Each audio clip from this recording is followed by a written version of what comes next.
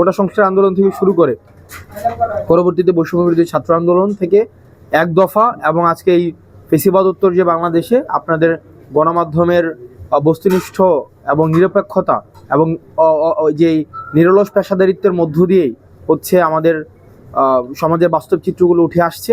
আমরা প্রত্যাশা করব যে গণমাধ্যমের এই বস্তুনিষ্ঠতা এবং নৈর্ব্যক্তিক সাংবাদিকতার চর্চা অব্যাহত থাকবে। আর আপনারা জানেন যে আমাদের সংস্কার কার্যক্রম অব্যাহত রয়েছে এবং গণতান্ত্রিক যেই আমরা ডেমোক্রেটিক ট্রান্সফরমেশনের দিকে আমরা যাচ্ছি। আমরা প্রত্যাশা করব যে মানুষের মত এবং পথ গড়ে উঠে আপনাদের এই সংবাদের মধ্য দিয়ে হচ্ছে বস্তুনিষ্ঠ ভূমিকা রাখবেন, যাতে করে হচ্ছে কোনো ধরনের পেশি শক্তি, কোনো ধরনের রাজনৈতিক শক্তির কাছে যেন এই সাংবাদিকতা মাথা নত না করে, এবং আমরা প্রত্যাশা করব আপনাদের বস্তুনিষ্ঠতা অব্যাহত থাকবে। এবং আপনাদের যদি বস্তুনিষ্ঠ সংবাদ আপনারা পরিবেশন করেন, সেটির উপরে ভিত্তি করে কিন্তু জনগণের মতামত গড়ে ওঠে। আপনারা আপনাদের উপরে ভিত্তি করে হচ্ছে রাজনৈতিক দলগুলোর হচ্ছে মতামত গড়ে ওঠে।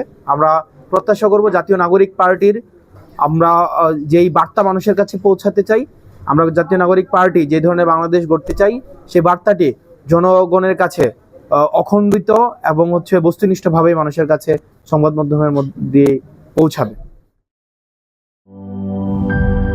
লিলি হালাল বিউটি সোপ, বিএসটিআই কর্তৃক সনদপ্রাপ্ত দেশের প্রথম হালাল বিউটি সোপ, দীপ্তিময় উজ্জ্বল ত্বকের জন্য।